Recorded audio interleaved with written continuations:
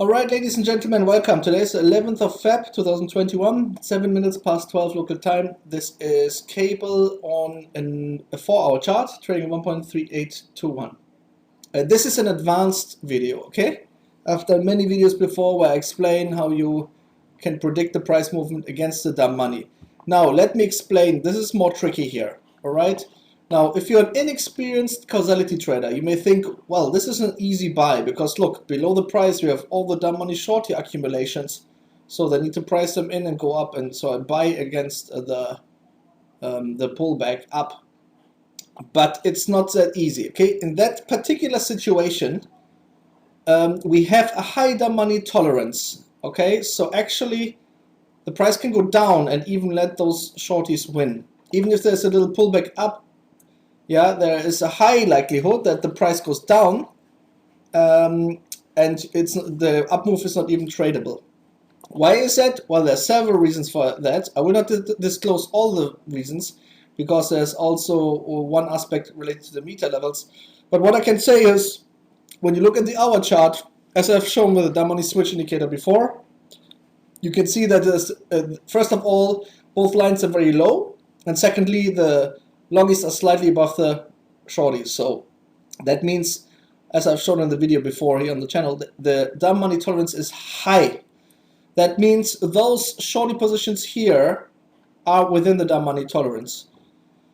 So if the smart money wants to go for inner range stops on the lower time frames, it can do so even though the price can go down and even though those shorties can get into profit.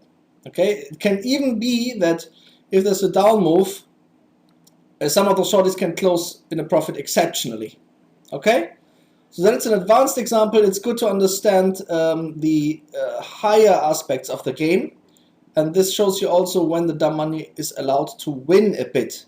Now understand the reason why they're doing this is still to implement the market manipulation, to take out short-term stops and other things, but this takes priority over those dumb money short positions where normally you would say, you know what, this is a nice red nest, I can buy up, you know, and the price should go up. All right, so I thought it's a good idea to document that.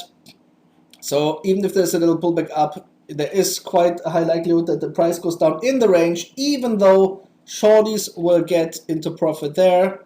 Normally, as you know, they will really make sure that the dumb money does not get into profit.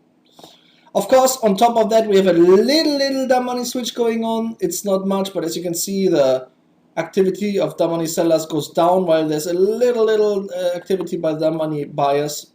That's another reason combined with a high price. So as you can see, we are high in the long-term chart, all right?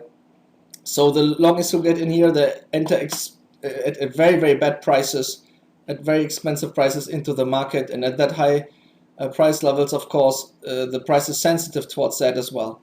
But that's not what I would like to focus on in this video. I want to draw your focus on the fact that while, of course, as you can see, there are long positions at the high who try to trade a breakout, and those are currently priced in. This is not a long trade, while you normally would say, you know what, this is real support, not fake support, so I can buy it. It's not the case in this particular example. And one reason is a mini dumb money switch, but the other reason is meter levels, and thirdly, of course, the dumb money switch. All right. So I wouldn't be surprised if they go for inner range stops. Of course, it will be a bumpy ride. So we can already predict that even if there's a down move overall, the down move will be very choppy. So there will be aggressive pullbacks against the down move, you know? So that implies that it's not easy to do any long scalps. And even if you try to do a short scalp or short trade, it's not an easy ride because there will be pullbacks. So the best thing which one can do in this situation is, for example, to wait for a pullback and then enter short, yeah? All right, so nice that I can also capture more complex, more advanced examples. I mean, I've so much content by now on the channel that if you want simple examples, you can just watch them. But here, if you want to understand in which cases the dumb money is even allowed to win, this is one example where exactly that can happen. Stay safe.